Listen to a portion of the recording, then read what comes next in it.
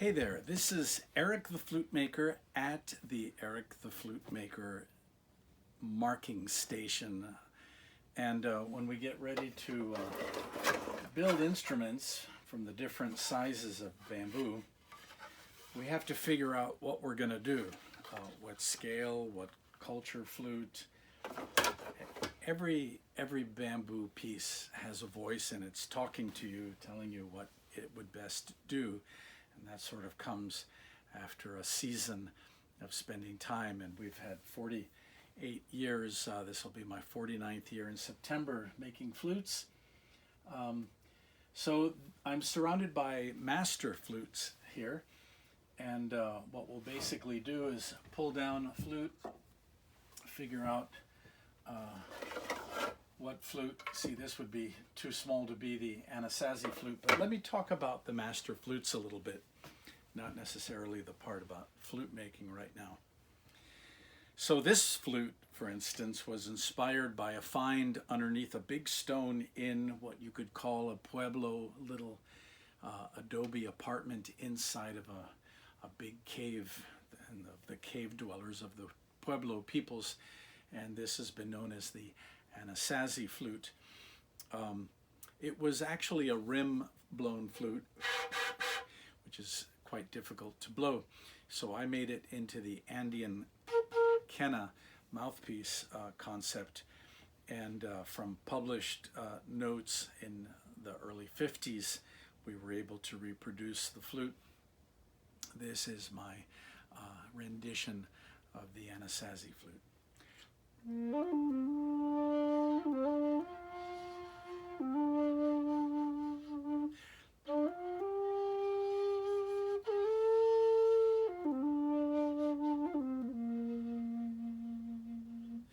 I would call this an exotic scale, and I found that keeping the peace sign fingers together here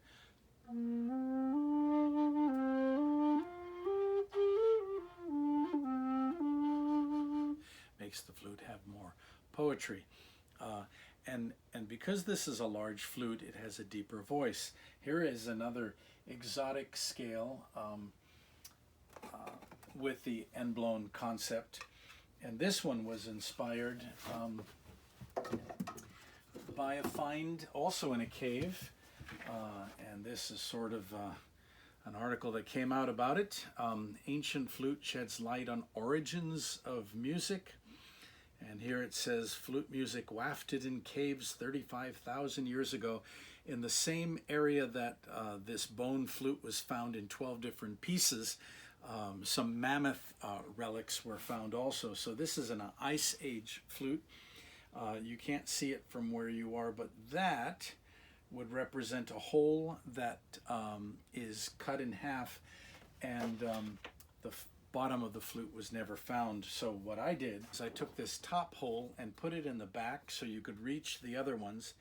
I included that hole, and then I stretched the bottom of the instrument to where it was in tune with the holes, and this is what I call the Ice Age flute.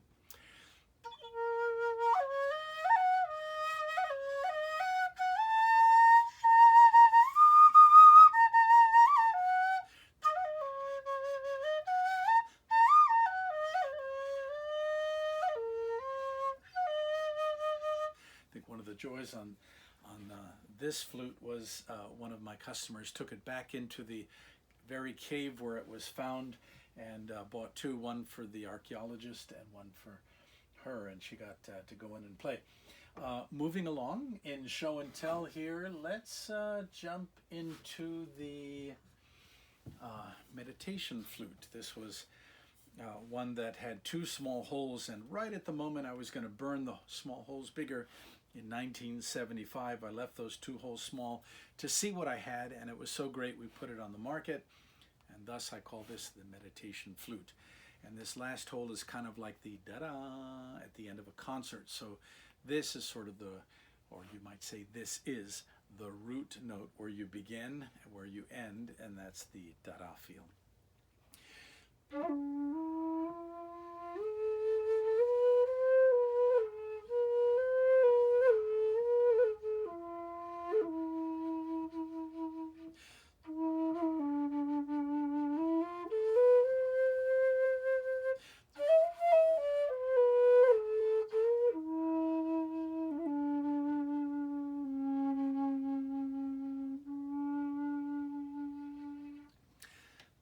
Malaysian flute.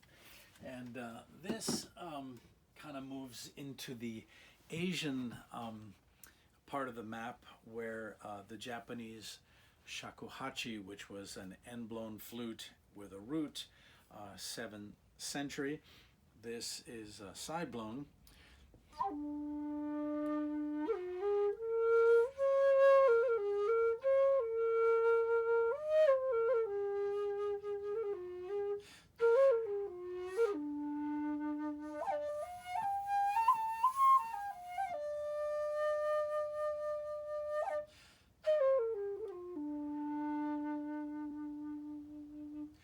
Pentatonic, 4 top holes and 1 in the back.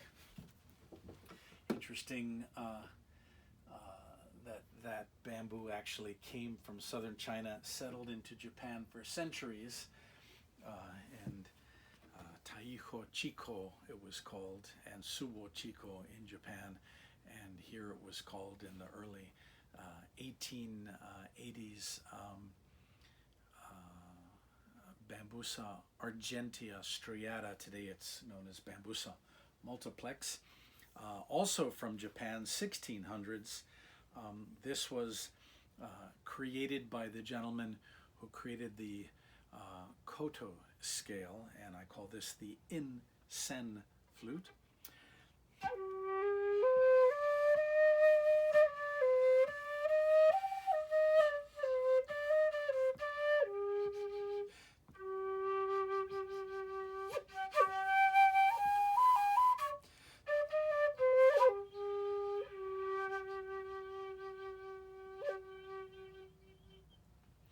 So let me tweak this again with some crazy reverb, and you can see how a flute with great acoustics, either natural or placed in it with reverb, makes a flute just have such a, brings you right up to the edge of almost a spiritual place.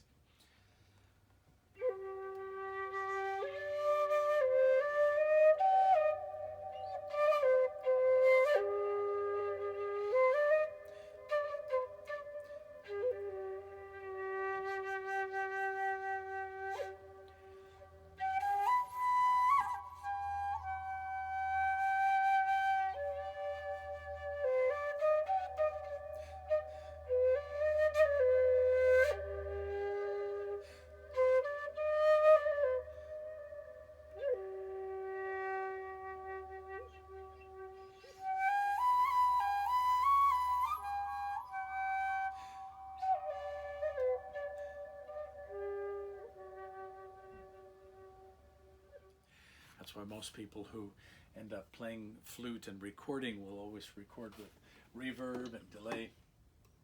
In the major scales are great because they can play all different kinds of music, major, minor, pentatonic, so you can cover all different cultures. And your basic Greek major scale is spitting out watermelon seeds harder. To play a flute well is sort of like riding a horse. You have to get up on the horse before you can go up on the horse, and you need to get up on the horse and sit correctly, nicely balanced, holding the reins correctly, not too tight, not too loose, and feet in the stirrups, and then you can lean in and communicate with the horse, and you can go. And then you can go at a canter or a walk or a gallop, and before you can go with a flute, you have to have it snug, balanced, pressing the flute against you. You're becoming one with the flute here because you are part of the flute.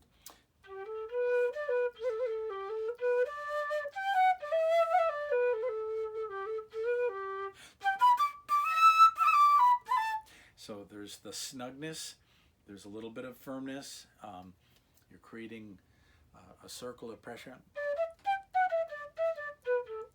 And a little bit smaller than the G major is my calypso flute here. And the bigger the flute, the deeper the toot. So this is more of an island feel.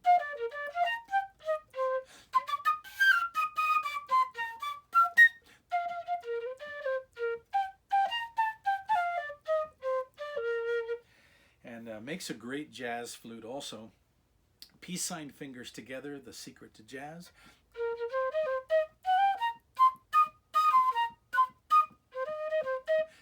Roll or bend the second note.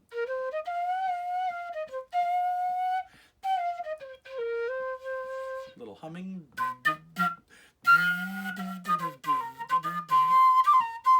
So nice little concept there. Staying in the Asian feel for just a moment, this would be the little Chinese flute. I call it my Chinese flute for a little money. I call it your Chinese flute. It was inspired by a professor asking me to take these notes and create an instrument for a theatrical production. And I was speaking once at a Chinese Bible study in Miami, and when I said, "This is the Chinese flute," a beautiful lady said, "Oh, this is not the Chinese flute," and she was right. This is a Chinese sounding flute that I call my Chinese flute. God bless her.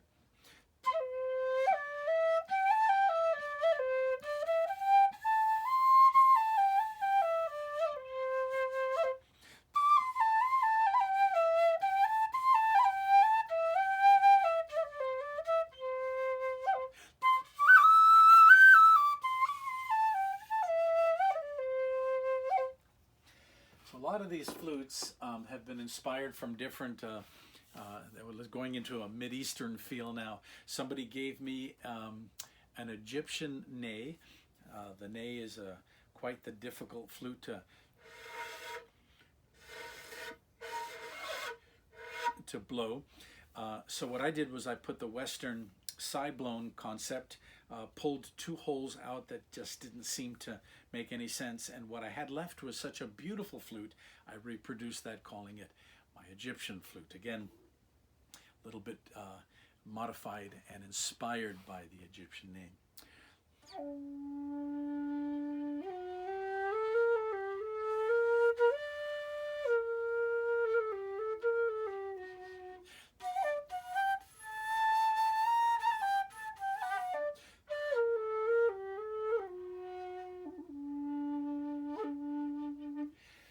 I love that flute very much. If I was stuck in an elevator for 4 hours, that'd probably be my flute to take.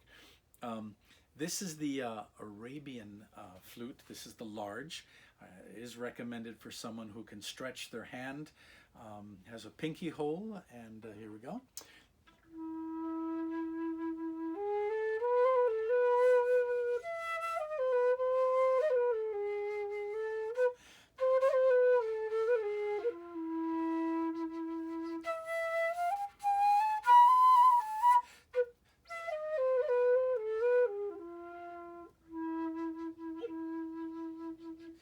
Another flute just like this but smaller is what I call the medium Arabian. So if you have a liking to this scale, you might want to consider if your hand is medium to small.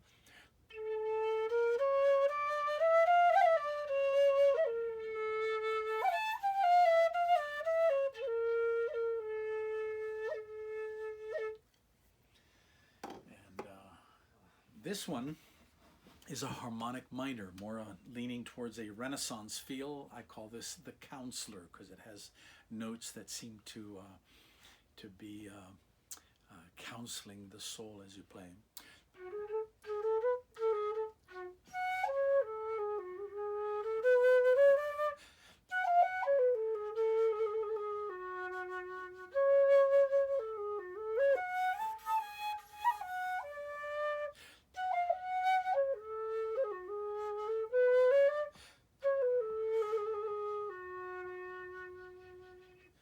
Something a little bit smaller and handspan friendly is definitely one of my favorite flutes. I call it the Vivaldi flute.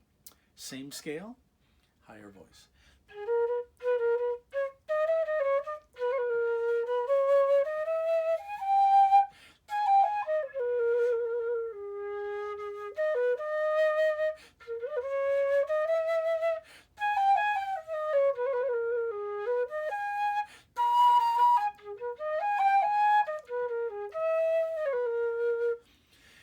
When a flute player talks about the root note, he's talking about the bottom note.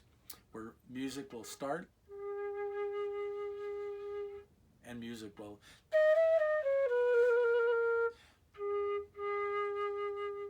end. And in between is where you're going up and down the scale.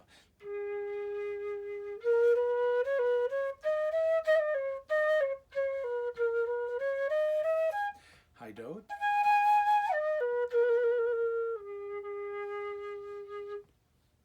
So the minor scale is very easy to improvise. Here's using 2 fingers.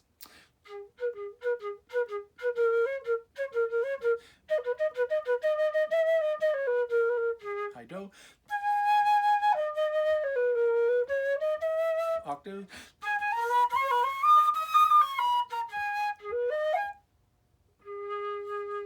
And ending at the beginning.